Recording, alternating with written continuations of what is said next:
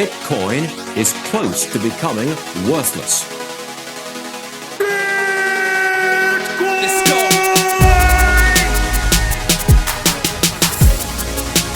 Now, what's the Bitcoin? Bitcoin's like rat poison. Yeah. Oh, The greatest scam in history. let's get it. Bitcoin will go to fucking zero. Yeah.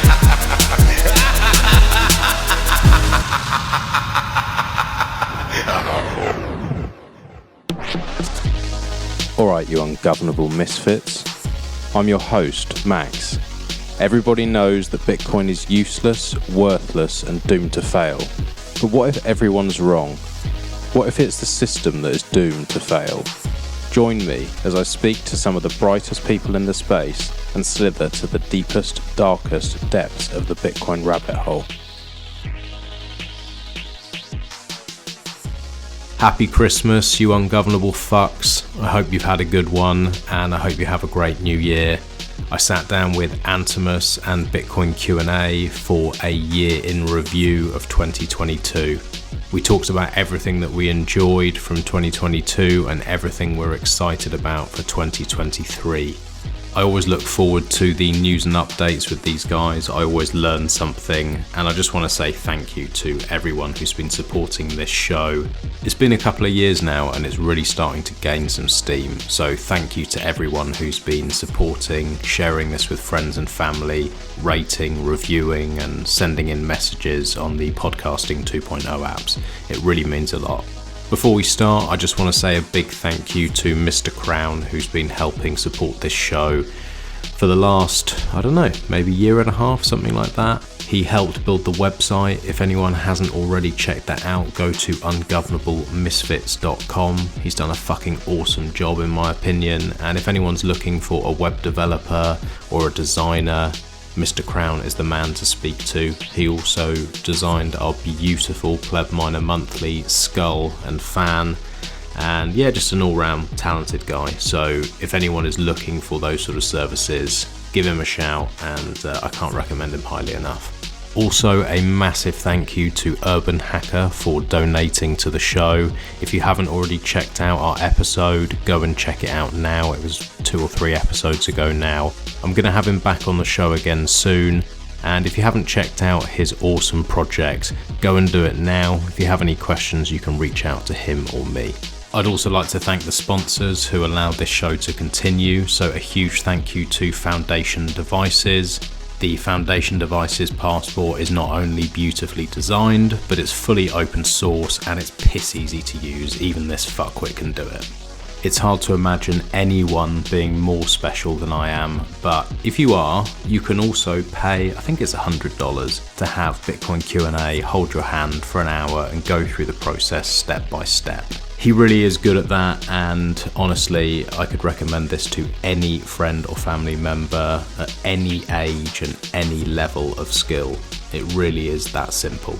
Check them out at foundationdevices.com. You can use my code BITBYBIT and that'll get you an extra $10 off. They have them in stock and ready to go. Any questions, you can reach out to me or the team.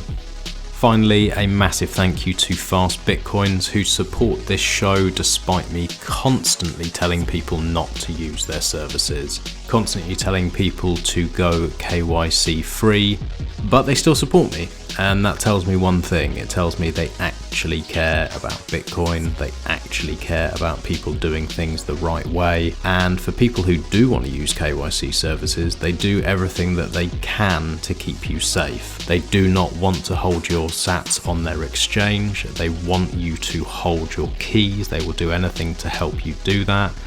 And if you are going to trust somebody with your personal information, you need to make sure that this team are on the ball and doing everything they can to keep you safe. So if you're going to use a KYC service, make sure to check them out at fastbitcoins.com.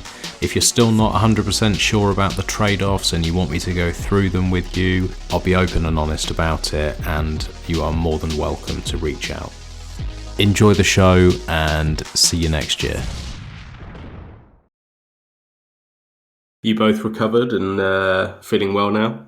Yeah, man. Last week was rough for me. That was the roughest I've been for a long, long time. Got knocked sideways by a pretty hefty bout of the flu. I was in bed for a couple of days. Literally didn't get vertical for like 48 hours. So yeah, pretty rough. On the other side of it now, I've got a bit of a cough that I can't shift. So hopefully I can mute myself in time so that Max doesn't have to edit them all out. But yeah, compared to last week, I feel like a new man. That's the unfortunate truth of living with a toddler. They seem to bring all of the diseases into the house, and I'm just like sat there like cannon fodder, just waiting to catch everything. I've just crawled out of bed as well. It's crazy here as well. Like everyone's like down, so you can't get anything at like the pharmacies and stuff. It's all empty. Just on the whiskey now, then, Max. Yeah. Yes, at 9 o'clock in the morning. That's right. Whiskey rips, like it. No, I'm having my first coffee for like 3 days, which is like rare. It's fucking weird for me. I'd normally just a coffee fiend, but I've just been too sick to even have that or whiskey. So yeah, I might treat myself today. So we're not here to talk about colds and flus. 2022, although there was a lot of talk about viruses and the things around it, what was really interesting was Bitcoin and everything that is happening with the development of it, especially in the open source scene. So this episode, we're doing like a year review rather than a month's review. Is that right? Yeah, just like jumping in and covering like a few topics. I mean, it's been a pretty long year. Just like thinking back of like what happened over the course of the last 12 months. It's been quite a challenge to get everything together, but I hope we don't miss too much. But it's been exciting. I have a little bit of a sidebar, that kind of realization that it is Bitcoin related, by the way, that I had yesterday. Do you know how many mobile wallets there are that offer coin control in 2022? Probably like on mobile wallets, probably like 4 or something stupid. Yeah, so there's a lot less than I thought there was, basically. And if you're on iOS, then you're even more screwed. So you've got Samurai on Android only. You've got Blue, which is cross-platform. And then I went to Twitter to ask everybody to help me out with the rest. And it turns out there's not that many more. So there's like, you've got Open Bitcoin Wallet, which is Fiat Jaff's kind of one that he keeps renaming every 6 months. So that used to be called Simple Bitcoin Wallet. And I think that's Android only as well. And then that's pretty much it for like standalone mobile wallets that you can kind of just download and start going with, which is a fucking travesty if you ask me. It's horrendous. I did upset a few people because a couple of people mentioned Fully Noded, and I was like, well, yeah, I agree. Yeah, it's got coin control, very feature rich. But it's not really a standalone wallet. You have to connect it to your own Bitcoin core node. So it's like kind of in that bit of a crossover bit. So a few people got upset to that, which I absolutely am not going to apologize for. But so yeah, I was just shocked, and I just wanted to raise it to see if anybody else was like aware of how few wallets offer such basic, well, what I would deem as such basic functionality to use Bitcoin in a way that we should all be striving to use. And the fact that if you're on iOS, you've basically got Blue Wallet, or you have to run your own node, then it's a bit of a poor show. So hopefully we'll see some more wallets to continue on with that. And yeah, I just thought I'd share that bit of anecdote anyway. What about like Green doesn't support coin control, and also Nunchuck? They both don't. No, not on mobile. They've both got desktop options, which I believe both of them do on desktop, but not on mobile. Oh boy! Is there a reasonable reason why they wouldn't do that? It seems as though it's just labeling. Like in my head, it's just like, it's just labeling. Surely that's not that difficult. Is it that it's just difficult and they haven't had time, or is it just that they don't see it as a priority? And if they don't, that seems a bit fucking weird to me.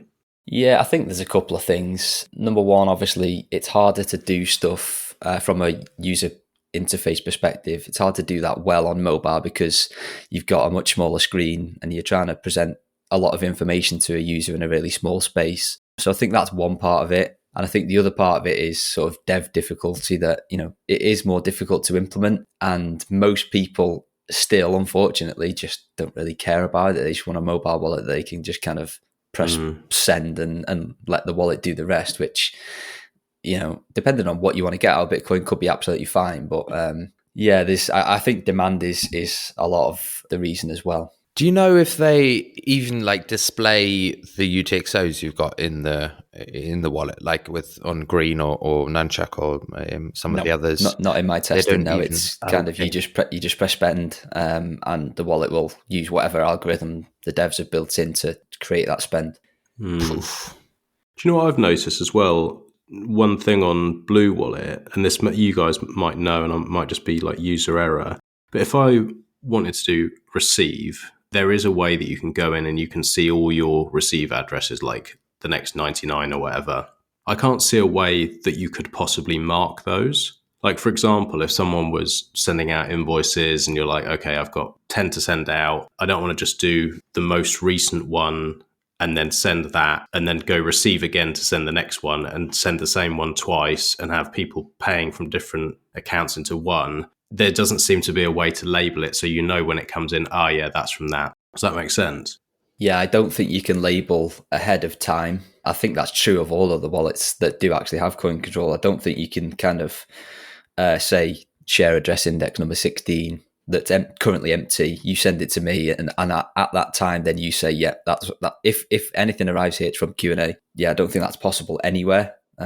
Which would that would be nice. That would be ideal. But what I'm thinking is, even if it could be, don't show me this address again. Otherwise, what you could do quite easily is you could send it to one person saying, all right, yeah, this is my invoice. Can you pay me? And then they take a month to pay you. You've pressed receive again, and it's shown you that address again, and then you've given that address to somebody else because there's no way of marking it or taking it out of iLine, even if it's not marked, even if it's not labeled, because you can always check it against your invoice and go, okay, that's that address, fine. And then you're always going to be able to tie it up at the end. But just so that you don't send the same thing out twice, even if you could just say, a bit like in Samurai, like the bits where you can't spend them, basically, it's like, don't show me. That would be nice. Yeah, so like you just alluded to, Samurai, every time you hit receive, you'll be given a new receive address. Now, whether you receive to that address is by the by. You'll only ever see it once. We do the same in Envoy, which I think kind of answers your question, really. But yeah, it's kind of like a fail-safe of every time you hit receive, you'll get a brand new address, irrespective of whether any funds have landed into that address or not. Whereas other wallets, and I know Blue does this, is it'll stick on that same address until it sees some funds, and then it'll surface a new one for you. So there's trade-offs to both. I mean, from a privacy perspective, seeing a new one every time is a really good fail-safe, and that's why the Samurai guys and us at Foundation have taken that approach with Envoy as well. It just removes that ability for users to fuck gun themselves and reuse addresses by sharing the same one twice and kind of forgetting about the first instance, if that makes sense. The trade-off that you've got with that, though, is if you're doing that frequently and there is a long lag between the time at which you're sharing these addresses, let's say you do it like 50 times, wallets have a notion of what's called a gap limit, where they'll only look so far down the address list before they'll stop searching for new transactions.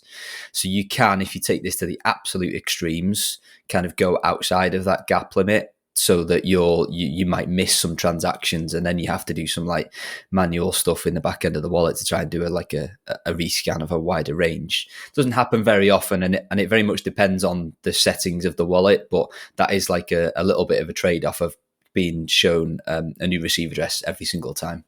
Yeah, I remember doing that many times with Ronin Dojo and going back and rescanning and pushing that number up and rescanning and then finally finding funds. Maybe that's just a better default. It's just what Envoy have got and Samurai have got. It feels to me anyway. Just quickly on that, do you know if there are, like in the different wallets, like a kind of standard for the gap limit? I mean, I know like Sparrow, I think defaults to something like 20 or something, but is that more or less consistent throughout all the different wallets, or do they vary? Yeah, I think 20 is the widely accepted number. We just bumped it up in Envoy with the release that came out yesterday to 50, just because we did have some outlying use cases, but generally speaking, it's 20, and that tends to kind of cover most use cases. Yeah. Yeah, I mean, one of the things where I've always had it is like with BTC Pay Server. I mean, especially like having like an online shop or something, like over Vulcan. I mean, that's they quickly exceed that gap limit. But I mean, obviously, that's like a more. I mean, if you're receiving a lot of funds and got like a BTC Pay Server running where people can generate their own invoices that they then don't pay and stuff. I mean, that quickly goes up. But in the normal use case of your own wallet, I mean, it's pretty rare that you get up to something like 50, isn't it? I mean, that's a pretty reasonable height. Yeah, agreed. And that's why that sort of 20 number is kind of generally deemed as a good sort of default, where there isn't like, you're not waiting for ages to scan hundreds of addresses, but you're covered for most generic use cases. So makes sense to me. Okay, well then, I mean, here there are a few suggestions for people to run out and do some pull requests. I mean, this would be nice to see if someone would take the initiative on that. And while we're at it, everyone please bug Blue Wallet to implement testnet. That would be pretty nice as well. I mean, I think that's discussions been going on for like 3 years or something. But it's a real shame that they don't want to do that. Do you want to kick us off with the first of the sort of big talking points of the year, Antimus? I know you've put together a list for us. Yeah, there are a few things. I mean, we could just run through and see like who's got like what are highlights in the like few different categories. I mean, we can start off with like just like general updates for existing projects. I mean, one of the big themes this year, especially for like node boxes, which was really great to see, was like the new web UIs that came out, especially for Ronin Dojo and for Raspberry Blitz. That was great. I mean, especially Raspberry Blitz, there was like one of the things that made it like a project that was geared more towards technical users who were comfortable using command line, and a lot of people who had no experience in that department were, yeah, there was a bit of a hurdle to go in there, and people were pretty like nervous about playing around in terminal. So this was a great development, seeing this push towards web UIs, which just makes the whole interaction a lot more easy and accessible, and just like navigating through it all and having it all on like on display was really nice. So those were two really big updates that I was really happy to see. Yeah, I think it's like the next natural progression to make nodes more accessible, isn't it? To have everything to be able to be sort of point and click, and because, you know, it's something we talk about a lot on here about the importance of running your own node. The easier that we can make that, then the better, and the more accessible that we can make it, the better, and we're going to get more nodes into people's hands. With that said, I think there's still a lot of work that we can do to make this more approachable, and it's really great to see now that we've got pretty much all of the major node implementations, be they DIY or plug and play. Everybody's got now some form of graphical user interface to remove that sort of command line step, which was a sticking point for a lot of people. So with something like, well, Raspberry Blitz and Ronin Dojo, they both offer plug and play options. We're broadening our horizons in terms of who's able to actually obtain and run these nodes without having to have a computer science degree. So yeah, really great to see. Huge fans of both of the teams, and yeah, long may it continue. I know the Ronin guys have been flat out in terms of trying to fulfill orders, and pretty much every release they've done has sold out really quickly, and they've just expanded into the EU market, which is also great to see. So yeah, more power to the teams, and excited to see what 2023 holds for the node world. What are a few things that you'd like to see as improvements or things that can be done better in like just generally for like the node boxes? I mean, there are a few different directions that people are going. I mean, like with Umbrel or something, with the like app store thing that they pushed, which others are adopting now. But also, I mean, there are a few things that with like updates where people have been discussing different ways of doing that, or also backups, having different connections to either like a centralized server where you can have it like encrypted, or to a different server that you're running, something like that. I mean, are there like certain things that you'd really like to see more widely adopted or implemented even for the first time? Yeah, there's a couple of things. I mean, we've seen massive improvements in user interface this year with the GUIs and stuff that we've just talked about. I still think there's a long way to go to make that more, even more approachable and more understandable for people that are just starting out and running their first node. So I think I don't doubt for 1 minute that that'll continue to improve. For me, running your own Lightning node is still a bit of a shit show. So I think there's going to be a lot of progression in that and the tools built around that in the next 12 to 18 months. And I think that's definitely needed, because I work full time in Bitcoin. I'm on my computer all day. So, and I still get really frustrated about running Lightning nodes. So I'm kind of like a best case scenario that of somebody that's got the ability to spend the time on this. And it's still, I sometimes just get to the point I'm like, is it really fucking worth it? Why am I doing this? So to be able to expect, somebody who doesn't work full time in the space, they've got a manual job, they work 9 till 5, they've got 2 kids, and they might have a couple of hours spare on a Saturday afternoon to tinker with this stuff. We're just so far away from that being normal and accessible, which I think is probably why we see still so many people using custodial solutions for Lightning. So I think that's the Lightning aspect of node running is a big one that still needs a lot of work. And in the last couple of years, there's already been great steps made. Even 2-3 years ago, I wouldn't have been able to run a Lightning node, and now I can, albeit not very reliably, thanks to tools like to Raspberry Blitz, etc. So yeah, we're getting there. I just think we've still got a long way to go in terms of channel management and all that sort of stuff. So I'm sure that the tooling will improve around that. And I also think that the whole, aside from the Bitcoin side of things, that the self-host aspect, so like the app stores that you see on Umbrella and Start9, etc., where people can easily spin up their own Nextcloud or Bitwarden instance, I think that will continue to proliferate. I think there's a need for that. And something that we talk about at Foundation a lot is like personal sovereignty, and tools like that are enabling people to be able to de-Google themselves, to reduce their reliance on Apple, etc., and take back their own data and their own sovereignty, and not have to rely on Google Docs and Google Photos and all that Facebook horrible shit. So I think that will continue to proliferate.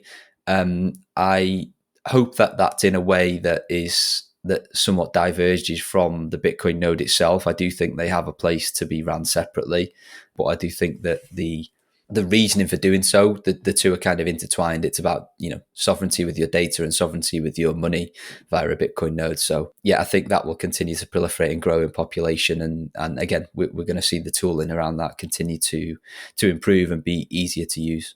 Your point on like separating them out, I think that's a big one. For me, it feels a bit worrying to be adding a load of apps and bits and pieces. I like to just have things separate. So I like to have Ronin Dojo and then Raspberry Blitz for Lightning, and then nothing else. Like I don't run anything else on them, because I just feel like it's extra risk that you don't need. So for me, I would feel like having things containered off in some way would be nice. If there's a way to do it in one machine, but sort of having it partitioned. And this is way above like what I understand, but like could things run in different virtual machines, or like some sort of things like Cubes OS or some sort of thing like that, where you could have things partitioned and you have one machine that you go to and it has all of your self-sovereign stuff on there, but it's not just running on one little Raspberry Pi with your node and everything else, and your hot wallet for your Lightning all on one little Raspberry Pi. Just, I don't know, it seems weird to me.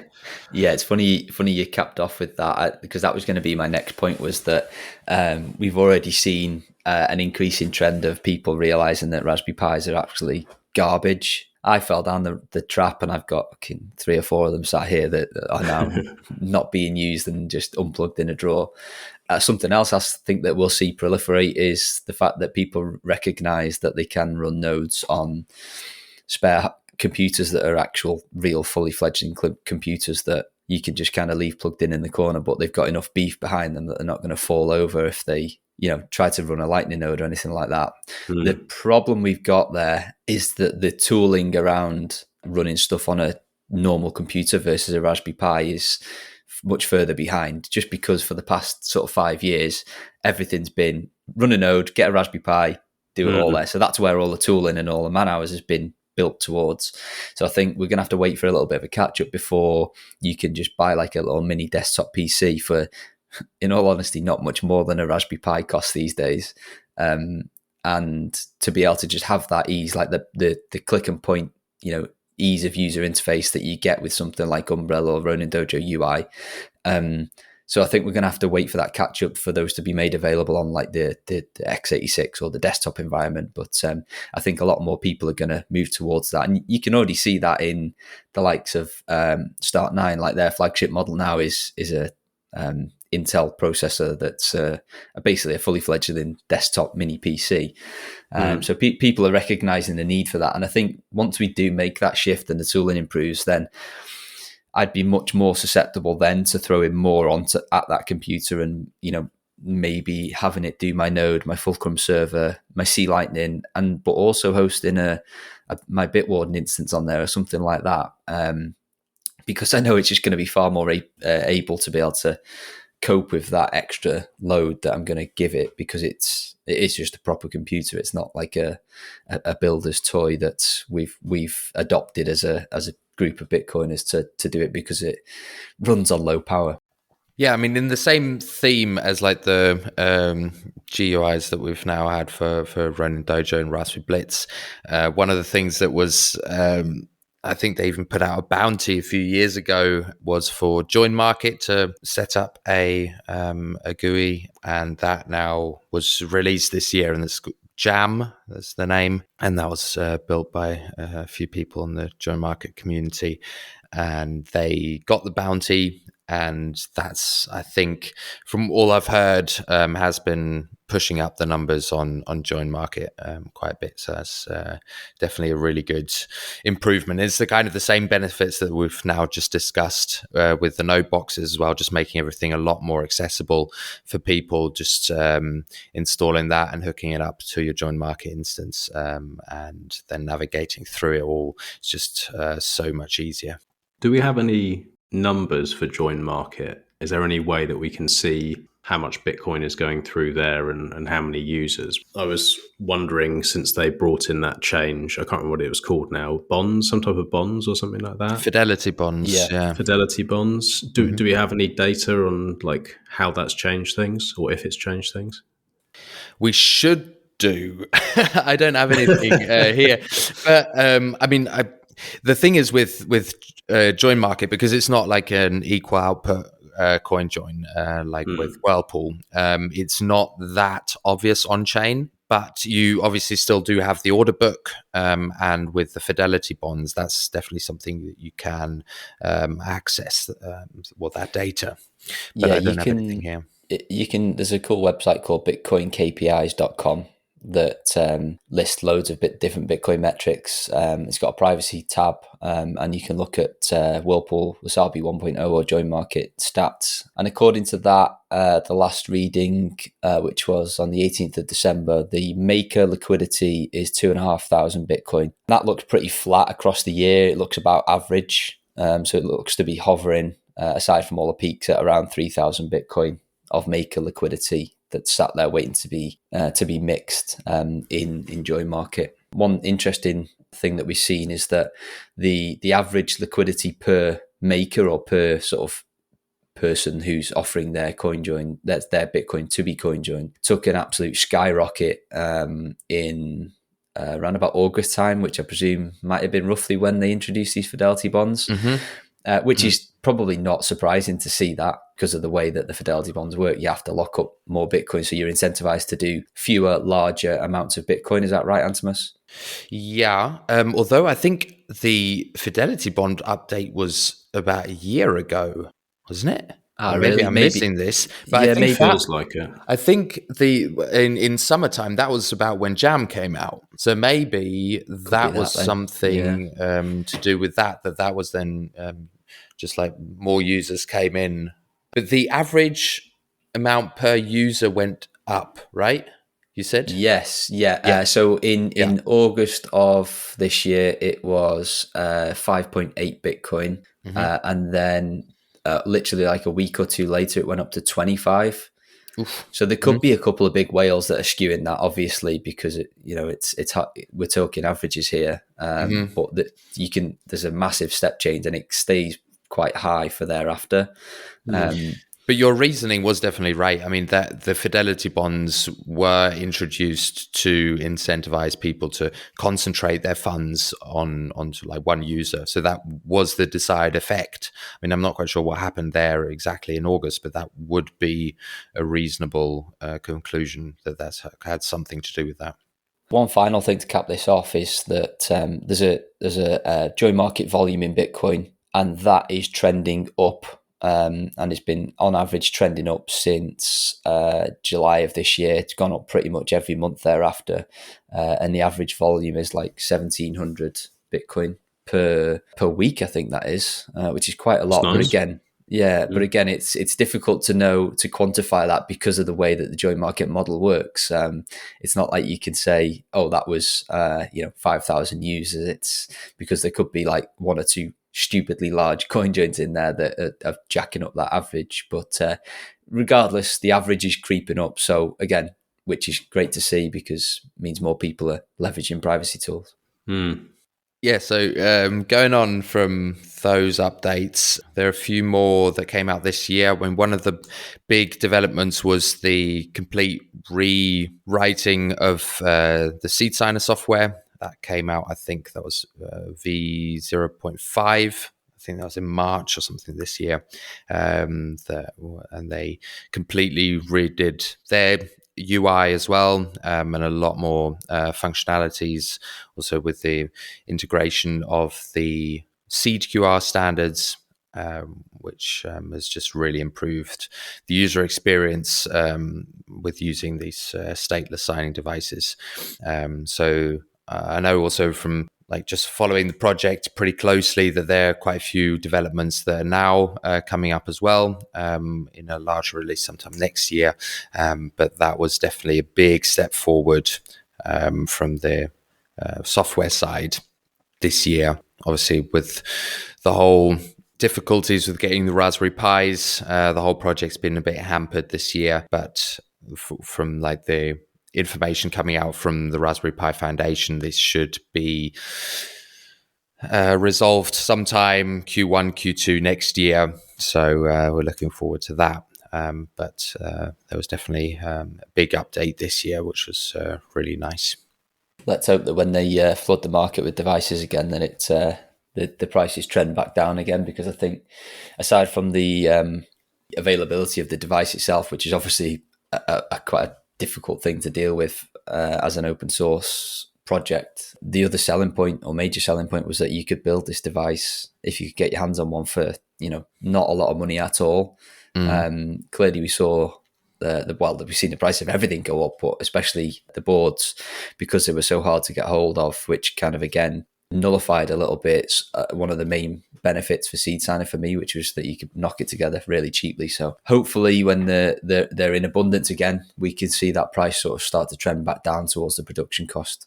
Yeah, if you're trying to get one, like at the moment, even like second hand, you're paying about anywhere from 30 to 50 euros. And yeah, new, you can't get them new at the moment. So before the shortages, they were going for like €5 a piece. Yeah. And from what I'm hearing, it will be percentage-wise quite a bit more expensive when they come back out again.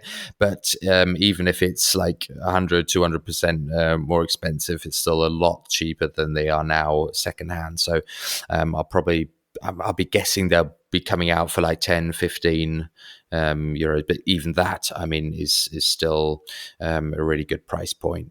So then if you include the Waveshare LCD and the camera and an adapter cable and a micro SD card, you're still at around like 40 euros or something in total, if you can source them. So that's pretty sweet.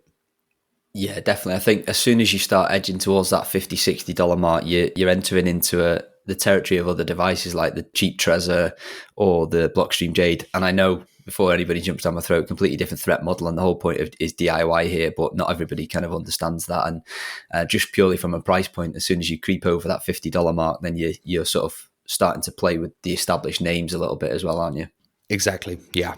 And I mean, at the moment, I mean, we've still got a few in stock, and we're selling them as like a DIY kit for, was it now, €90 or something, which, I mean, it's just, and I mean, we're not making any profit on that.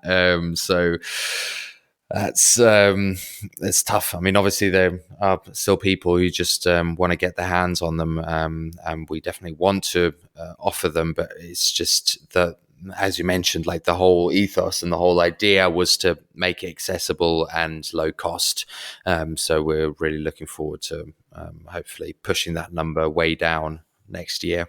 It still does serve one purpose for me, which is like, if someone doesn't want anyone to know that they're buying a hardware wallet or signing device, whatever you want to call it, you still have that, even though the cost has gone up and it's harder to get the parts. Like, if you really want to build one of these things and no one to know, you can still do that. Whereas it's much more difficult to get your hands on something without giving your address and sending Bitcoin to them, blah, blah, blah. Like, this still does that. And that's like a massive thing for me. I think, especially if people are in authoritarian countries or they're in some kind of trouble like that, then it's important that they can build one of these things and nobody know.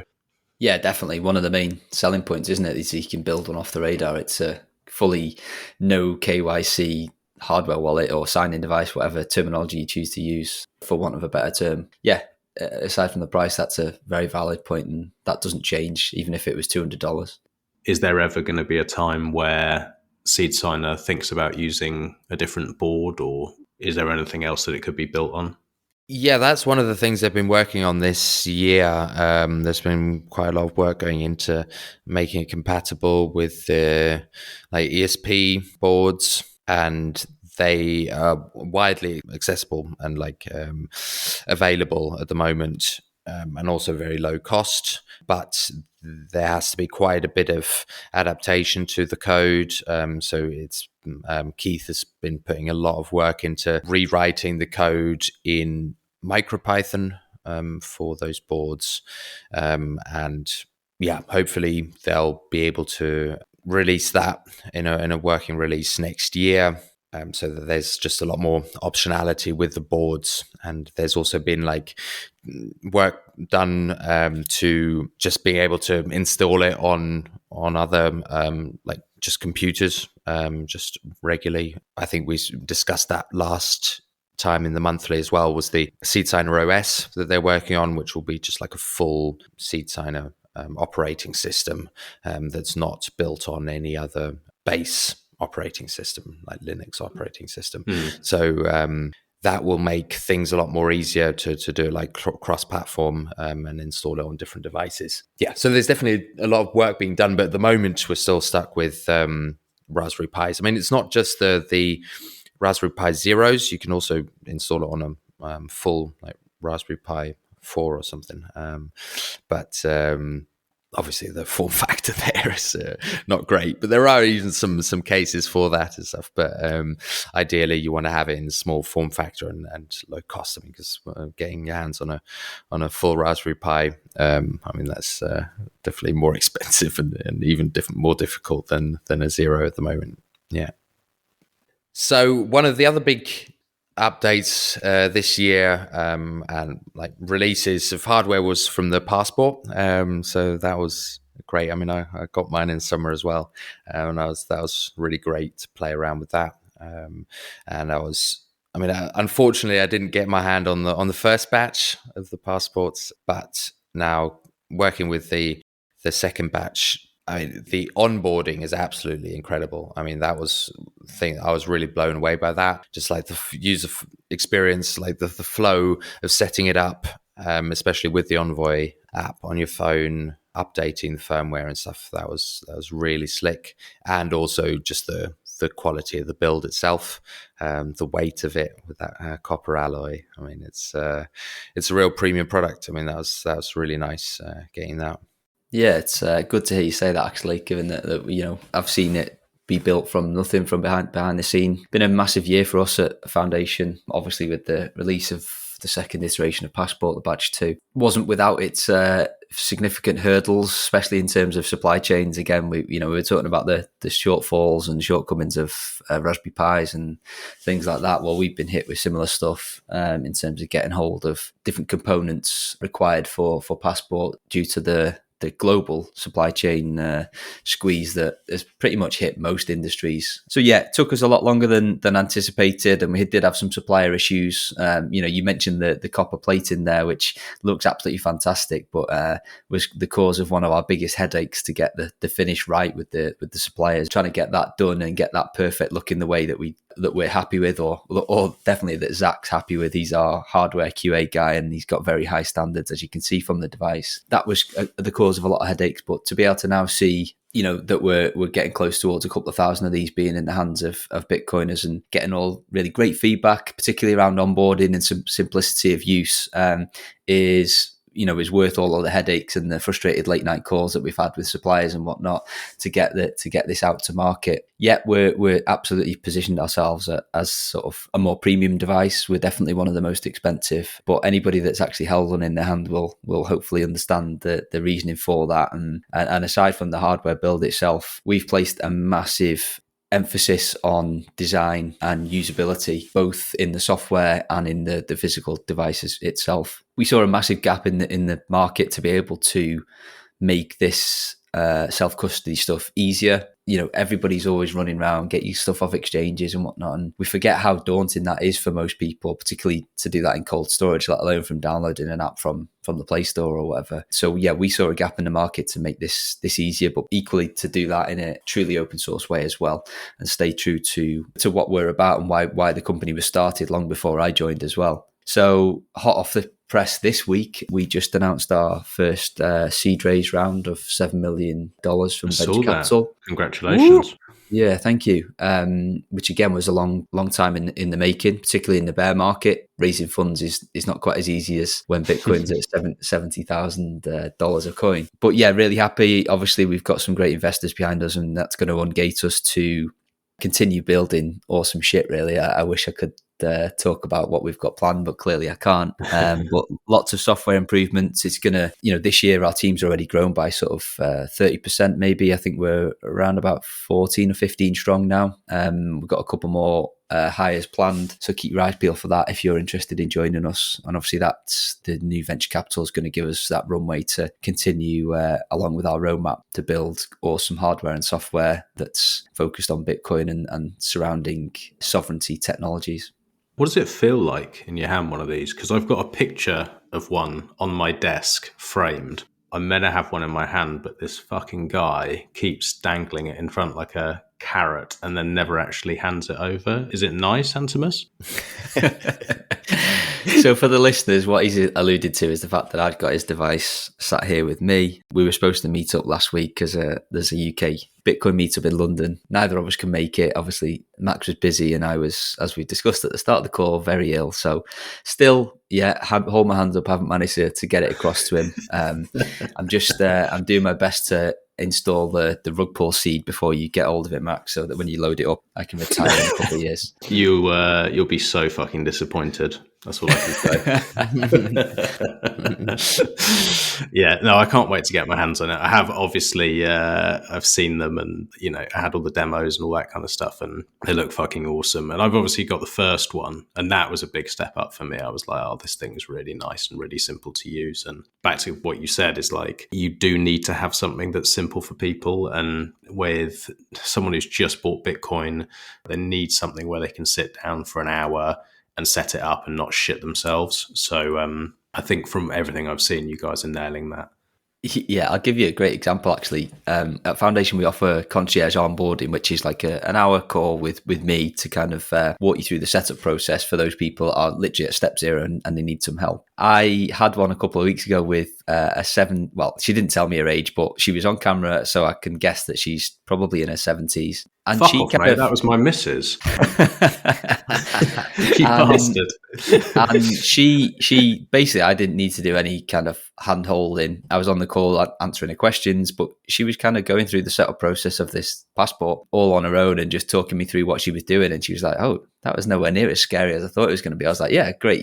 That's exactly what we're going for." So, and she was actually, so we got to the end of the setup process really quickly in like half an hour. She was like, "Right, I'm going to be withdrawing all my sons and daughters' coins off their exchanges and I want to store it on here. So how can I do that?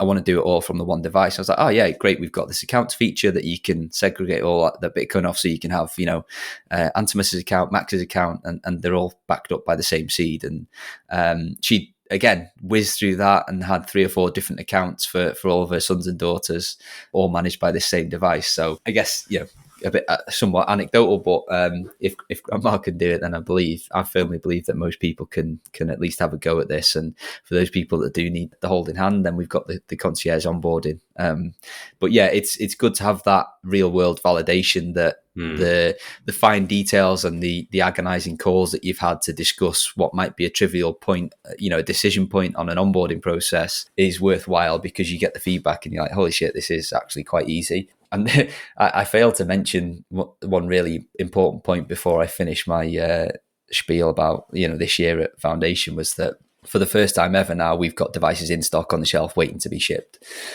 Previously, we've operated purely on a pre-order basis, which we did this year, which caused us a lot of headaches because we missed a couple of deadlines. And understandably, people were, wanting their devices to get their stuff off exchanges. We're not going to be doing that anymore. Basically, we've got inventory. It's on the shelf in the factory in the US. So as soon as you place your order, it's going to be shipped within a couple of working days. And we've never been in that position before. So it's really exciting for us to, and particularly me from the support desk, to not have to answer those questions of, where's my device? So I'm personally really excited about that one.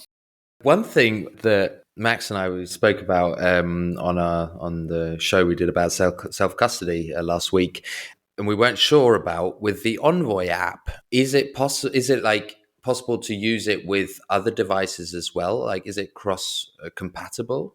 Not right now, because we've got, obviously we built it to start off with to be super simple to use with Passport. We call it a companion app. We geared it around Passport, but Passport speaks the UR like QR code framework exactly the same as Blockstream Jade, Seed Signer. They all speak the same. They all abide by the same standard. So it shouldn't take much for us to allow Envoy to be able to recognize that, because currently we're looking for that standard plus some information about your passport as well, so that we can tell you when your firmware updated you, etc., etc. But it shouldn't be much for us to strip that out to just look for, the XPub that's coming from Seed Signer or Blockstream Jade or anything like that, because the core data is already there. It's just we just need to tell Envoy to look for it. Exactly, yeah. Because there are 2 points that would be really great for. I mean, on the one hand, just having a multi-vendor, multi-sig using the Envoy app, with the Passport as one of the signers, would be wonderful. And then also just mixing and matching different software and devices to mitigate risk there. I know a lot of people are really keen on doing that. And so that would just open up the Envoy app also for a lot of other users who have other hardware wallets. That'd be really great to see. Yeah, 2023 Envoy is going to be a massive focus for us. We're going to be massively beefing up the functionality of it to make it a standalone wallet as well as just a companion app as well. Lots of cool privacy features that some listeners will be familiar with. I think the other thing that would be great as well to be able to use it with Seed Signer and whatnot is that when you're kind of trying to orange pill people and you want to mess around with testnet, there's no way you can do that on mobile right now with anything like Seed Signer or Jade or anything. If you want to start messing with testnet, you've got to go on your computer, which is a bit of a headache if you're just trying to spend 10-15 minutes showing somebody how it works. So I think if we can open up that functionality, it'd be really cool, because you can do some great orange pilling pieces with some testnet and just your mobile phone. Actually, there's now it's now been a month or something since Nunchuck opened up their mobile wallet, open sourced it, and they actually support testnet. So that's the first option that you can now use on mobile. They do. You're right. Yeah, And absolutely. that's stand really corrected. amazing, because that was always my problem, like going like to meetups here and like to just like showing the seed signer setup to new people. And now the last meetup I went to a couple of weeks ago, we used the Nunchuck, and because it's cross-platform as well for iOS and Android, that's absolutely wonderful. I mean, there are still a few bugs in the like went through. I think I went through on that evening with about 15 people or something, and we had like a few hiccups here and there, but I think those are things that are in their issues anyway. So that's a really good option now with for mobile, because beforehand also when I was in Riga and stuff on the conferences, I always had to use Sparrow on my laptop, but this is wonderful, especially like with like signing backwards and forwards with the camera and the QR code. Like if you're doing that with your hardware wallet or like with your signing device, like either the Blockstream Jade or the Seed Signer or something like that, like you're always rotating the device like to the camera of your laptop and stuff, and you always have to, or if you don't have a laptop with a camera, you need like an additional camera on your desktop PC and all that kind of stuff. But if you're actually moving the phone just from front to back of the device, there's just so much easier and such a great user experience. Not only that as well, mobile phone cameras are so much better than computer webcams in general. So that the whole scanning process just is so much more slick, which is kind of important when you're trying to onboard people as well. You know, you don't want to have that awkward 10 or 15 seconds where you're like trying to scan a QR code off your webcam and it's like there's some glare because you're in direct sunlight or something stupid like that, where you don't tend to have those issues with phones. They're just better capable of being able to just deal with any lighting conditions and just picking up QR codes really easily. So, I forgot about Nunchuck, so apologies there. I'll tell you what, actually, I've been doing a bit of testing with Nunchuck this week, and something else that impressed me was their collaborative wallets between Nunchuck clients. Been messing around setting one up just between two phones that I've got, and actually really easy and really quite slick with the in-app messaging, and all of the prompts are done sort of directly within the app, so you don't need to like communicate out of band if you're on the other side of the world with somebody. And let's say we wanted to make a 2 or 3 for the Bitcoin Monthly Foundation or whatever, you know, just using that as an example. We could do all of that 100% within Nunchuck, including signing transactions. You know, we wouldn't need to hop on a call or anything like that. So still a couple of little UI niggles and bugs like you mentioned, Antimus, but still a fairly young wallet, and you're really happy to be able to recommend them more widely now that they've open sourced it. So I'm sure they'll continue to do great things in 2023. Yes, I think I don't know if any of you've got any other like updates that you were really happy to see this year, like larger ones. Yeah, you've got it on the list, but Peach was a big one for me. I thought that was a really needed step forward to have something that's usable. I know they've got a really good team behind them as well. And we always talk about don't use the exchanges if you can avoid it, and use peer-to-peer services, etc. But it's not that easy. And I think it's so important that we can push people towards an option like that, where it's simple, it's got a nice user interface, and gets people away from the Coinbases and bullshit. Yeah, having that mobile-first peer-to-peer experience that's been done so well, I might add, by the team at Peach, really is a game changer for making sure that people's first steps into buying Bitcoin is in a privacy-preserving way. Yeah, huge fan of Peach. I've mentioned it a couple of times on the podcast, and did a couple of cash trades in Riga with it. I've used it subsequently as well to do some more remote trades with people via Revolut or anything like that, and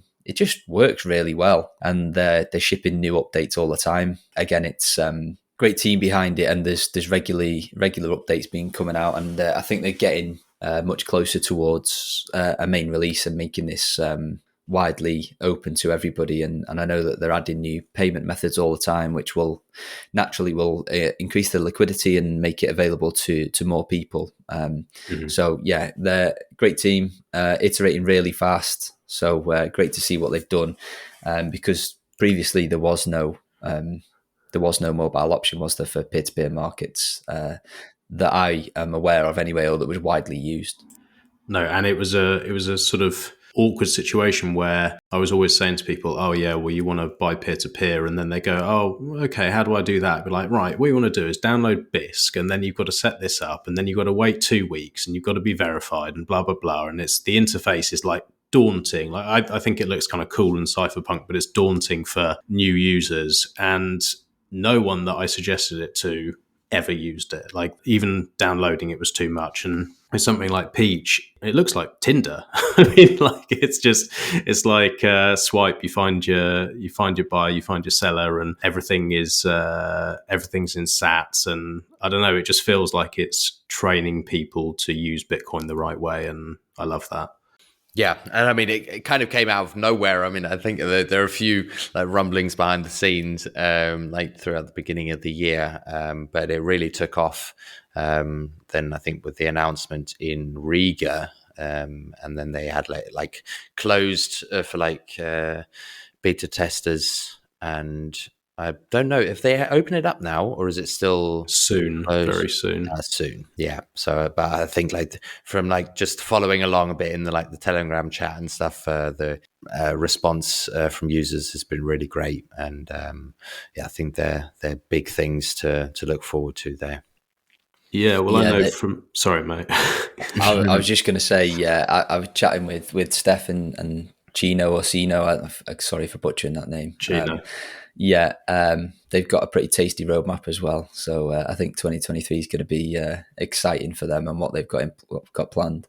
Yeah, definitely. And I know from a lot of the guys who are involved in the Pleb Miner month, because a lot of them are now having to sell a few sats to keep themselves afloat, because obviously the conditions are particularly tough. I know a fair few of them are now actually selling some sats on there. And what's nice is it takes a little bit of pain away because they're getting a slight premium on their sats. So they're finding it easy. They're finding it, takes a little bit of pain away when the times are tough.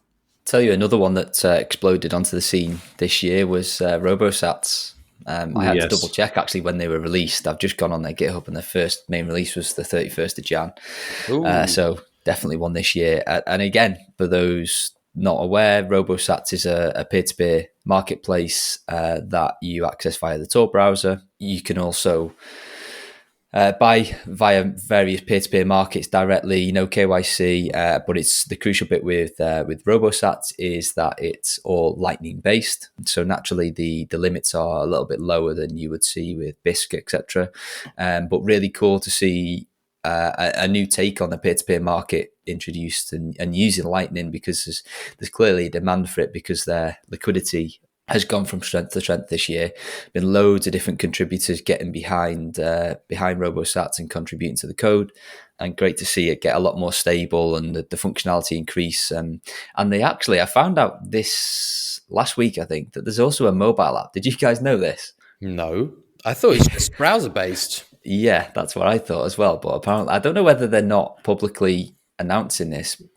So maybe I've just thrown them under the bus. Nice. Yeah, no, I've gone on GitHub actually in the changelog there. It does mention Android. So I've not. It's not been well publicized, and I thought I would have heard maybe Matt and Marty talking about this, but there's a mobile app now, and you can download it from GitHub. Very nice. That's nice, yeah. Because there's one thing definitely to mention still with Peach, and correct me if I'm wrong, but it's not open source at the moment. And I think at some point they're planning to maybe do that, but definitely keep that in mind that there's a company behind that, and they're running it via their servers, which and it's not an open source code at the moment. So that is a big difference between the Bisq and RoboSats and so on. But I think at some point I remember them mentioning that they're planning to. Do you know if that's still their outlook? I think I've seen one tweet from them ages ago that said they might look at it. But from what I can gather, it's not something that's on their roadmap. And I think... Obviously, I'm a massive advocate of free and open source, and I always prefer to recommend open source tools over non-open source tools. I think it's kind of slightly less important in this scenario where you're not really giving it your private keys, so to speak. You're kind of saying, I'm going to do this trade and send it to this address when it's done. So clearly there's still a little bit of risk there and a little bit of trust involved with the closed source app, but it's not like you're getting your wages paid into the this app or anything like that. It's a slightly different trade-off, but I would absolutely love to see this open sourced eventually. But who knows? Now, there's one other thing that was being built over the last few years, which was the concept of like Fediment, which are like federated, like I don't know the exact term, just slipping my mind. It's like, but at the end of the day, you can have like a setup where you have a bunch of people who federate a closed system where you can create kind of an account in there and pay out of that via Lightning, but also on chain, and store your coins in there. And it's a kind of, there's a token system within the Fediment itself. And there is obviously a big trade-off because it's not self-custody, obviously, because you're trusting this federation, but because it's split up, it is kind of similar trade-off system to like the Liquid network. The great advantage here is like privacy benefits, because you're hiding within a big anonymity set. Well, I mean, obviously it depends on the amount of users within one of these Fediments.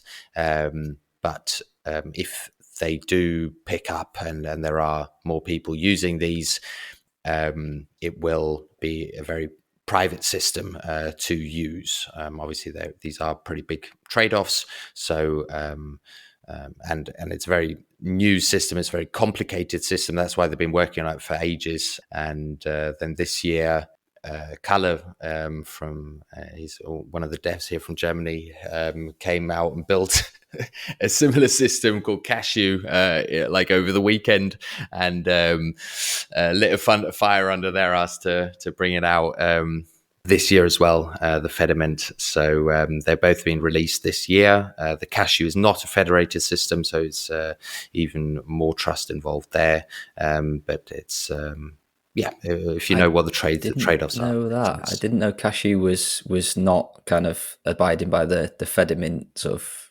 federation, I guess, protocol. No, exactly. So is it essentially just a custodial wallet with blinded tokens? Exactly, yeah. It's this Chaumian eCash, that was the word I was looking for beforehand, system, and you can just spin it up as like an Uncle Jim for people to use. And the good thing is that, I mean, you have, as a user, you have privacy towards the operator of the Chaumian eCash system. So in the case of Cashew and Fediment, but with Cashew, it's only one operator, and with Fediment, it's a federated system, and that's why it's so much more complicated, the whole setup with Fediment, because obviously you have to have all of these signers online coordinating with each other and so on, and there's a lot of interaction between the user and the operator with every transaction that you do. I mean, it says the way that it's set up is pretty complicated there. That's why it's been so much more work getting the Fediment system up and running, and the Cashew implementation was pretty straightforward. But obviously the trade-offs and the risks are a lot higher with Cashew than with Fediment. Yeah, because that seems to me kind of just like a custodial Lightning wallet or something like that, because effectively you're just sending in tokens which are in a larger pool. I know that it's better privacy than that, but you've still got the same risks of like you could get rug pulled, you don't have the custody.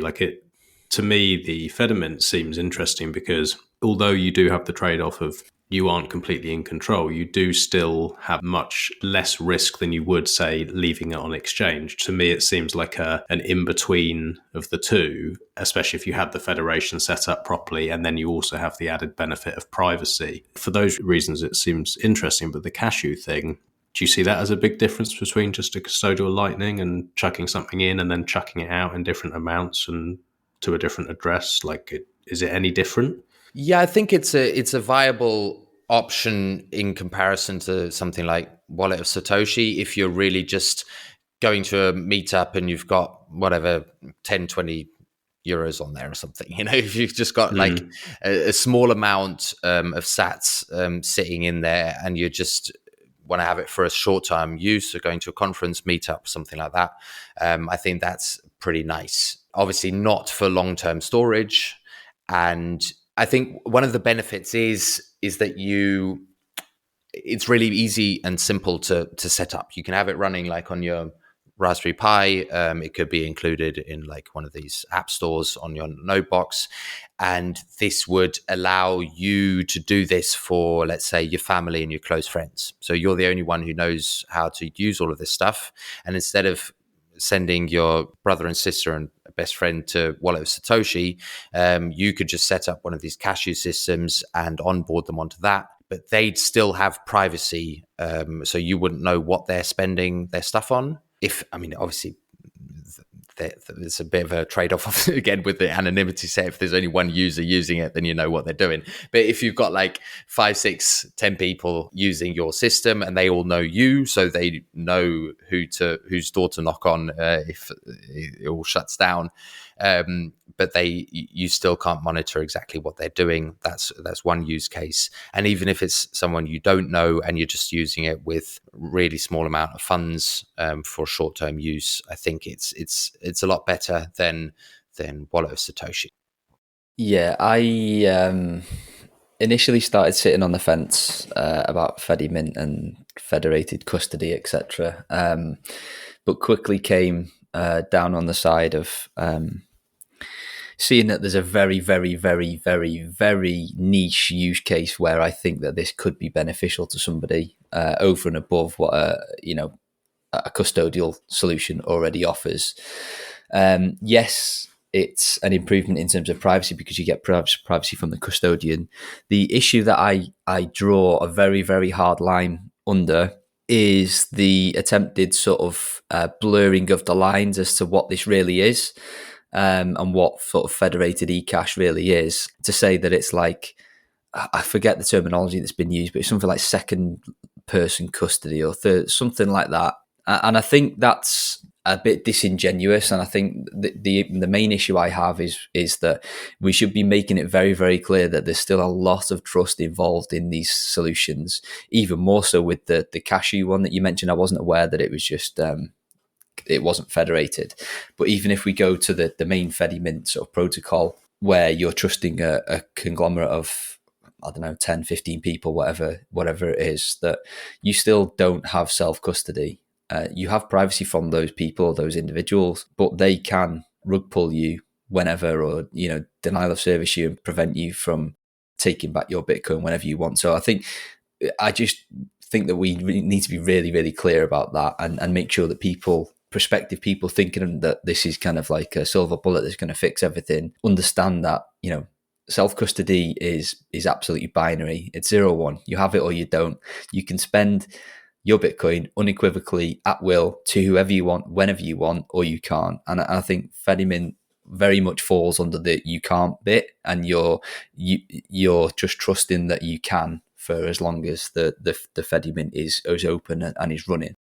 That's definitely true, but isn't it better than somebody having it on an exchange or not taking control in any way? Because if this has a proper federation, you'd have to have the people in the federation collude. And if you had businesses that needed to keep a reputation, and if they were to fuck people over, they lose that reputation. If you have a large enough federation, it does, to me, seem, it's not perfect, definitely. Like, it's better just to have self-custody, but it's a lot better than not taking any form of custody. Like, it does seem like it's a middle ground to me. Yeah, I tend to agree with what you said. The bit where I would push back, you have this weird dichotomy where you're incentivized by two reasons to run your own federation and to be a federation member. You've got the example that you said where you're a business and you want to make self-custody a little bit easier for people. Again, I fall into the trap, say self-custody. Withdrawing from an exchange, you want to make that a little bit easier. You gain trust by being a public person, but by proxy, by doing that, you put a target on your head because you're making yourself a money transmitter and you're going to put yourself in the regulator's crosshairs. So the flip side to that is, well, okay, you do it anonymously and you get 10 anonymous people And then you're walking into rug pull territory where I'm like, okay, they might have a little bit of a reputation on Twitter or something, but do I really know them enough to trust them with my Bitcoin? I'm not sure that I do. So you have this weird little bit where you're like, do I trust the regulated people and think that, oh shit, they might KYC me because the regulator's going to come down hard on them? Or do I trust this random nim on Twitter that's got a few thousand followers and knows how to run his own federation? It's just a really weird grey area that I'm sure we're going to be able to watch unfold. But my bet would be that it's all regulated stuff and it will eventually be targeted because it very easily falls under the money transmitter umbrella. Exactly. Yeah. I mean, I definitely 100% agree on like the classification of this as definitely not self-custody. So this is a custodial model. And as you were saying, with like if these are companies doing this, I don't think this will be something that will be legal for a long time because it is private. So that's not going to be something that's going to work long term. And one additional point with NIMS doing this, you don't even know if there's like a federation of 5 and it's like a 3 or 5. Yeah. You don't even know if they're 5 people. It could all be the same person. Yeah, exactly. So at the end of the day, I think like that's because I spoke to Callum, who did the Cashew system, and I think for his argument also was to say at the end of the day, you don't really know if the Fed-rated system gives you any additional security if you don't exactly know who these people are, and that's probably not going to be the case because of regulatory concerns. So I think at the end of the day, if you want to use this, the only viable situation would be if it's a very, very small amount for just a weekend going to like a conference or something like that, or in like a very personal situation where you're doing this for immediate friends and family. But as you said, I think it will remain niche for quite a while. Maybe there'll be some developments where this will be possible between large companies, which I think would be great. Obviously, I think that would be a wonderful development where you have very big company. If, let's say, Unchained Capital and Casa and maybe Blockstream or something, if they came together and did a federated system like this, I think that would be like the best case scenario. But I don't see that being an option just from a regulatory standpoint. I've got a positive to throw into the mix. Go ahead. SBF got arrested last week. Woo! How long is that going to last? Well, I just read, I mean, I don't know. I don't want to put any info out there. I haven't checked this yet, but what I just read this morning in glancing by was something about pleading guilty to some kind of charges. I don't know if you've seen any of this. Okay. I haven't. I sit on the fence with this anyway. I'm like, I don't really like seeing anyone go to prison, even if they are a little weasel fuck like him. Yes, he's a scamming bastard and he's stolen from people. I'm also not excited to see him go to prison. I'd rather he just has to like clean streets or like go and I want him to go and work a normal job where he hasn't had a silver spoon and he has to go and work on a checkout for the next 20 years. Do something like that would be a middle ground for me. Yeah, I'm happy to watch him rot. Yeah, I'm with you there. Yeah, I think what you were alluding to, Antimus, was the Caroline Ellison who was kind of like she was like the head of the Alameda Research, which was supposedly a different company. The 12-year-old. Yeah, that we've turned out it isn't a different company, and they were all kind of literally in the same flat, just sending billions of dollars to each other. And Gary Wang, who was actually the founder of FTX, albeit SBF. SBF was the poster child for it. They are both cooperating with the Fed to basically turn SBF into the scapegoat for all of this. So it looks like too much water's gone under the bridge now, and SBF is going to be the scapegoat for all of this. They'll take guilty pleas to rat him out, and I'm sure they'll probably get off quite lightly. And SBF will be the one that gets the slap on the wrist and the big fines, and hopefully some prison time. But I'm sure, he seems very well connected with some powerful people. So I'm sure one or two things will probably happen. He'll either get a really, really light sentence or he'll get Epsteined. I mean, I think like the biggest takeaway from that whole story, as well as beforehand as well with like 3 Hours Capital and the Terra Luna stuff, and I think that it's just become blatantly clear once again. There's a big difference between Bitcoin and crypto. I think everyone listening to that here should. I think that's a preaching to the choir, but also that self-custody is non-negotiable, that it's kind of the only way forward if you want to be if you want to hold long-term. I'll define long-term in this instance as like longer than a few days.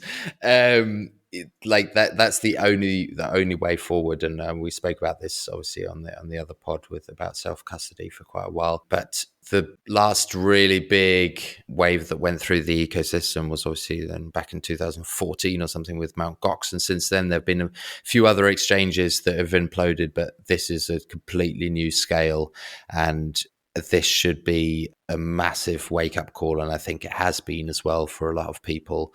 And I really sincerely hope that this realization will last longer than it has in the past, and that people don't kind of wake up from their New Year's hangovers and just forget all about it. Do you know what was my favourite hack / rug pull? Quadriga CX. Remember that one? That was a classic. They've been in the news this week, haven't they? That some of their fund, some of their the funds from their supposedly dead CEO that miraculously disappeared alongside the exchange collapsing with all the money has started to move again. There we Shock, horror. But yeah, that's go on, Antimus. And hasn't it been pushed into Wasabi? That's what I this is this is the interesting bit. So it's been tracked into Wasabi or out Wasabi. I forget which end it's been tracked. Probably both knowing Wasabi. And so Wasabi this year have jumped into bed with Chainalysis to make themselves attempt to make themselves this super nice compliant coin join. So if you're paying your Wasabi fees, congrats, you're paying the bills of Chainalysis firms. So might want to rethink that. Yeah, but one of the things that the CEO, Max Hillebrand, has gone on record to say is that this is to stop criminals and drug dealers, etc., from using their service, which is fair enough. You know, it's a service, and he's gone on record to say that, and that was one of their main reasonings to make themselves compliant to ensure that these quote unquote bad actors were prevented from using the software, which clearly is not the case because the Quadriga funds have been tracked going into it. So I hope he's got a clause with the Chainalysis firm if and when they fail to ban stuff from his software, because it's clearly not working very well. No, this is a fucking obvious situation.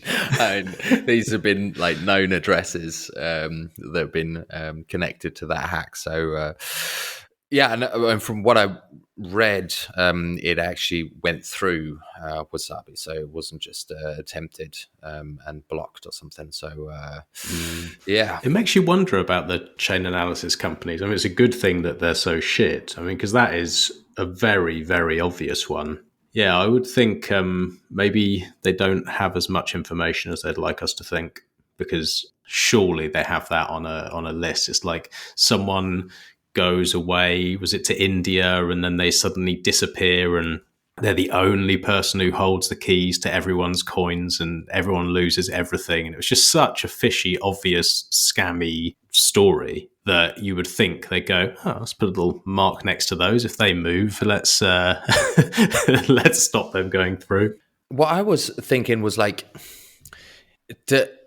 because obviously whoever's doing this, they've been sitting on this for quite a while, and have now decided to do something about it and to get their money out. They've had quite a lot of time to go through different scenarios and do their research on what's the best way to do this. And they must also, I mean, it must be clear that they do have this layer of protection in air quotes. I mean, I don't know. I mean, obviously with Samurai Whirlpool, the pools are a lot smaller. So, I mean, I think, what did they push through? Something like 100 Bitcoin or something? 100? Yeah, 100 Bitcoin, yeah. which, to be fair, would take longer in Samurai because the largest pool is half a coin. So if you're in a rush, then I could see why people take the naive approach to just dump it into Wasabi, because you can get more volume through. Why are you in a rush? Why are you in a rush? It was like 2 years ago, wasn't it? They've sat for 2 years or whatever it's been, and then they're suddenly rushing. It just doesn't make any sense. No, I agree. It makes no sense whatsoever. But clearly, they're struggling in the bear market. And I mean, we spoke about this with Join Market. I mean, the liquidity there is pretty high, like Maker liquidity. I mean, they could have easily pushed 100 Bitcoin into that. I think maybe just some of these scammers and people who do these things just really aren't plugged in to what's going on. I think maybe we're naive in the fact that like we're losers and spend a lot of time, learning about this stuff and interested in this stuff. And maybe people who have just scammed a load of Bitcoin, all they care about is the fiat value, and they're just, they don't know where to look. So they just see, oh, okay, this is a CoinJoin implementation. They must all be the same. They must all be created equal. So I'll just use this. Listening to Peter McCormack's show and hearing him shill Wasabi, and they've gone, right, well, that must be good then. Exactly. I mean, maybe they came up with a brilliant solution and that's why they got through and didn't get caught by Chainalysis. I have no idea. I mean, definitely, it's a weird situation, but it's funny to read. Anyway, I took us off topic there, but yeah, that was my favourite rug pull. Nice.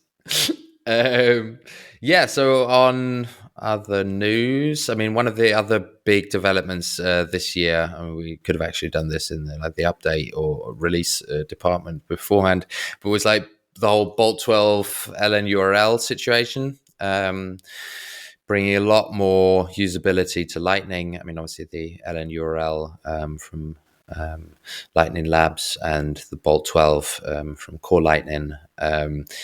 These are two implementations that pretty much do the same from like a user perspective. They feel very similar. At the end of the day, it's a way to have like static QR codes that allow you to communicate with like between two nodes to do like withdrawals or request an invoice and all this kind of stuff. It's just a very slick way of setting this up. With LNURL, that's been out for a bit longer and the adoption has been pretty high there. Obviously, that's got to do with LND being the dominant implementation at the moment. The communication goes via HTTP.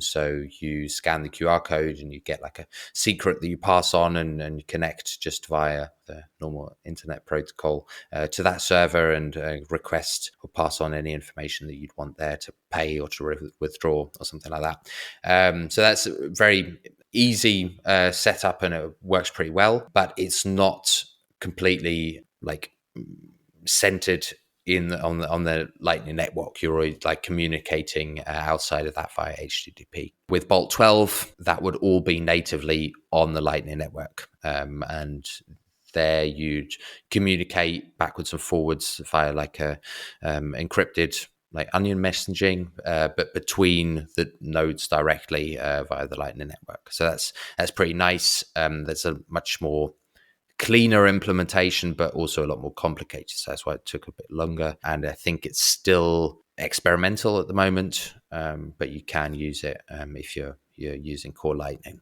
But those have been definitely two really big steps towards making using Lightning a lot more easy.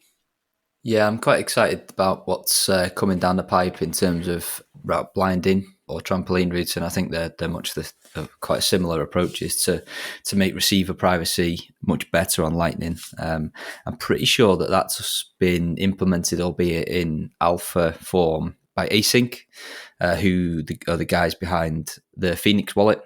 They have their own Lightning implementation. I'm pretty sure C Lightning guys are pretty close as well. So if we can get those two implementations up and running with that, that's going to be a big plus for receivership privacy on Lightning, such that you don't have to share your full node details with anybody that wants to pay you on Lightning. The idea being with route blinding is that you sort of tell the person that's paying you how to get like halfway along the route to your node, and then you'll tell that sort of, let's say, the third hop in the route or something, how to get the rest of the way such that the sender doesn't learn the final destination, but the person who's also helping along the route doesn't learn where it's coming from because of the nature of the onion routing. So if we can get that implemented, that's going to be a major plus for something that's been a thorn in the side of Lightning implementation since its inception, really, because it's been nigh on impossible to receive privately on Lightning. So hopeful for that one to come to fruition next year. I'm excited for that.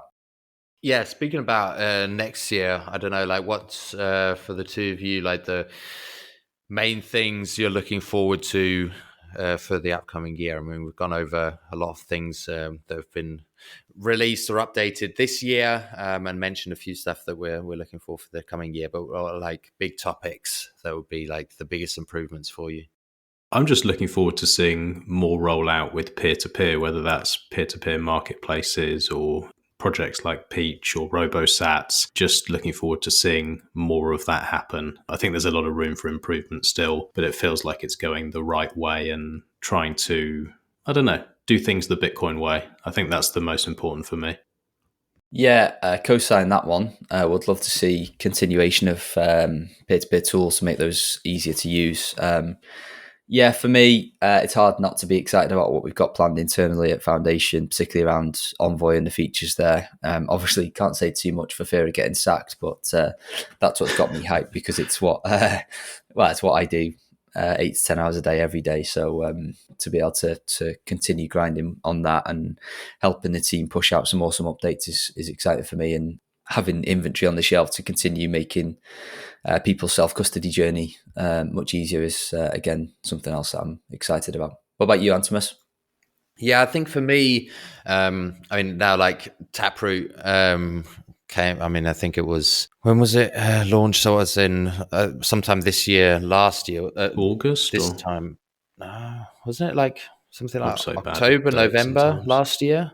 I think it was in the summer that we had like that, the signaling, and then it was activated sometime at the end of 2021, whatever. Anyway, there's been quite a push now over the last year that pretty much now all the big wallets support Taproot, which is good. I mean, most of them support sending to Taproot. There are a few that don't support receive yet, but it's been implemented in most, which is definitely good.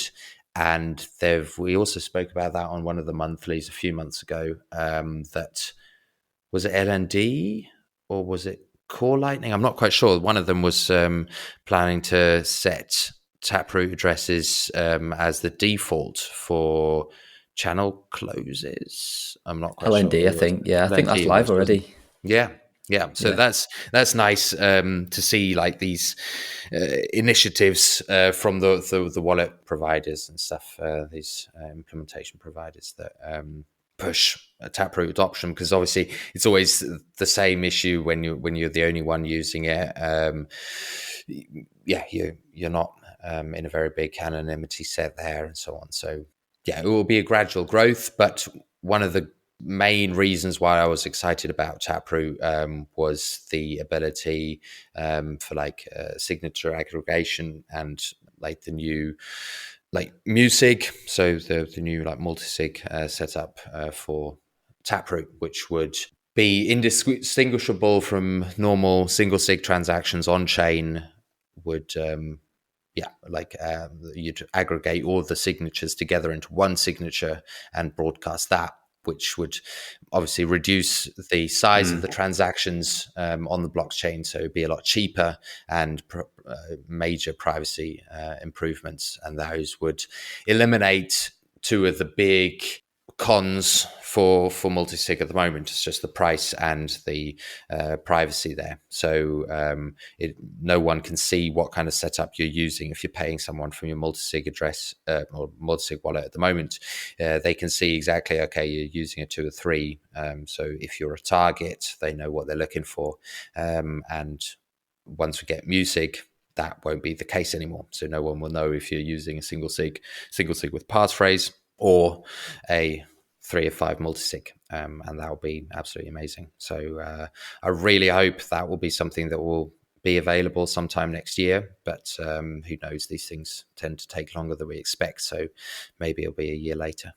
Yeah, the final one for me that I missed off about being excited about, bullish about, is Whirlpool post-mix liquidity. It's gone ballistic in the last couple of months. We're currently sitting at 6,326 Bitcoin in that post-mix liquidity pool. So if we see the same trajectory next year, I will put my balls on the line here and say that I reckon if we can continue, get a couple more clients to come online from different wallets and increase the adoption of Whirlpool further, I reckon 10K is on the cards by this time next year. I'd like to do a bet with you there, but I actually agree, so I don't. Yeah. I don't want to make the bet. I'll take the over too. Yeah. There's going to be some more sats going in there very soon. I've got my Ronin Dojo Tanto sat on my desk ready to set up and got some sats ready to go in. So I'll be That'll get us to 10,000 alone then, won't it? Just about. Yeah, just about. There we go. Job done. Might not need to wait till next December. We'll be done in January. But who would be a viable candidate to do that? Blue Wallet. Blue Wallet, yeah. But then it would be... And then they'd just be able to connect back to your own node as well. It's the same setups, and you'd just be mobile mixing there. Yeah, I mean, that's not going to happen, guys. Let's be real. I'd love for it to happen, but... You said ideal candidate, not who's going to do it. Okay, yeah, that's fair. That's fair. Because loads of people use it. You can use it on iOS, and it's pretty slick and simple. If they added that, also they're going to make some money. So I don't know why you wouldn't do it. But who else outside of that would be an option? I think we're going to get somebody come out of left field that's going to do it. T-Dev's already been tweeting teasers to say that there's other clients running in testnet mode. So we know for a fact that he's publicly on record stating that there's at least one other person in the works that's already doing some testing. So we know there's one in the wings somewhere. I've got no idea who it is, but yeah. It'd be cool if we could get another mobile option that's cross-platform. Yeah, that'd be amazing. I mean, there's the Spectre wallet, but I mean they've now integrated also with what was that, Swan Bitcoin, wasn't it? Yeah, Swan. Fine and stuff.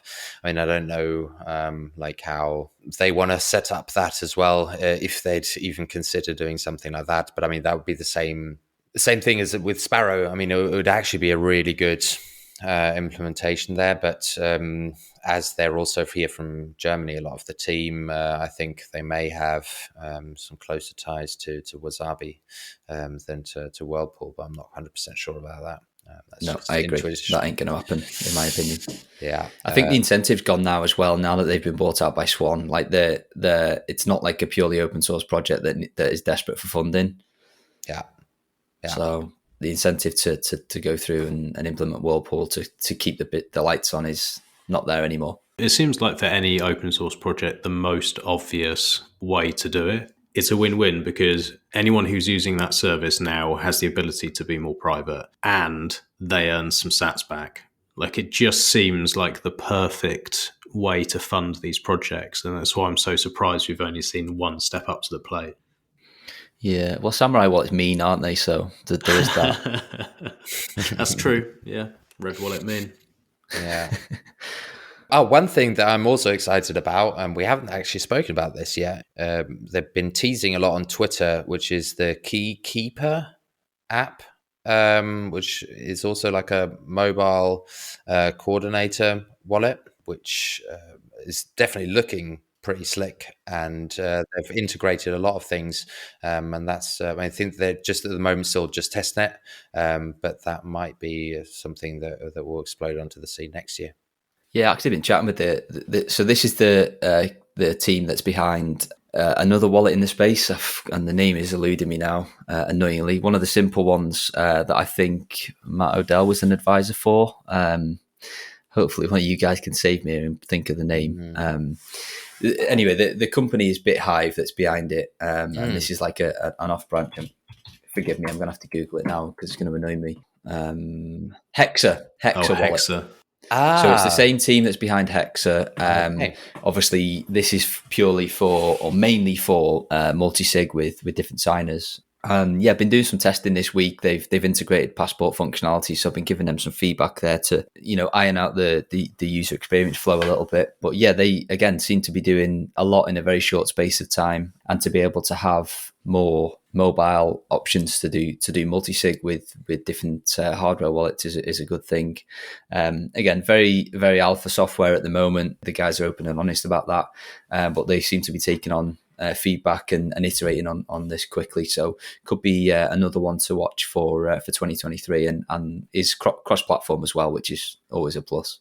Yeah, that's beautiful. Yeah, I mean, definitely looking forward to that. I mean, especially like on mobile, having more options there. It can only get better from there. Yeah, so those are the main points I'm looking forward to 2023. I mean, obviously there are quite a few more other points that will be very exciting, but that's the main thing for me there. Yeah, I don't know if you've got anything else to add. I don't think so. I think that was a very good list. It's hard to remember. Like when I'm looking through the list, I'm like, fuck, oh yeah, that happened. That was released. Like it's just all gone so quick. It's been a fucking blur. Yeah, there's a lot going on in Bitcoin. It isn't stagnant, that's for sure. Yeah, and it's been great that we've now been chatting for over 1.5 hours and we haven't had a single mention of the price, which is wonderful. And I think that's bear markets are for building, you know. So I think the next coming year could be a pretty productive year, and I really hope so that we get things sorted before we get a lot of extra distractions again. I just can't believe that we've been doing this for 2 full years now. Yeah, it's incredible. Was it episode 22 was the last episode? This would be 23, is that right? Yeah, so we must have missed one somewhere along the line across the 2 years, which... No, what it was, he'd said to me, I just checked on the website, it's 21 that we'd done. What it was, I hadn't added an extra one onto the website, so we'd done one, but it just wasn't in the Bitcoin Monthly section. So we'd done one extra. But yeah, pretty incredible. Yeah, been a great year. Looking forward to next year. Very excited. Still super bullish on the builders and the open source space. So yeah, I will sign off to say Merry Christmas to you guys. Looking forward to meeting up again with you both next year at some conferences conferences for you at Antimus, and probably some pubs with you, Max. Yeah, that sounds good. But I hope you both have a great Christmas and New Year, and I'm sure we'll be back in January for more of the same. Yeah, have a good Christmas and New Year. Yeah, it was an absolute pleasure with the two of you, man. It's been absolutely wonderful. So have good holidays and with new energy into the new year. Jingle bells and bar humbug. Cheers, guys. Cheers. Thanks for listening. I really hope you enjoyed that. If you have any questions, you can reach out to me, Q&A, or Antimus. We'll answer anything that we can. And again, a massive thank you to everyone who's been streaming sats on the Podcasting 2.0 apps. A massive thank you to Mr. Crown and everyone who's been helping with the show. And I'll see you all next year.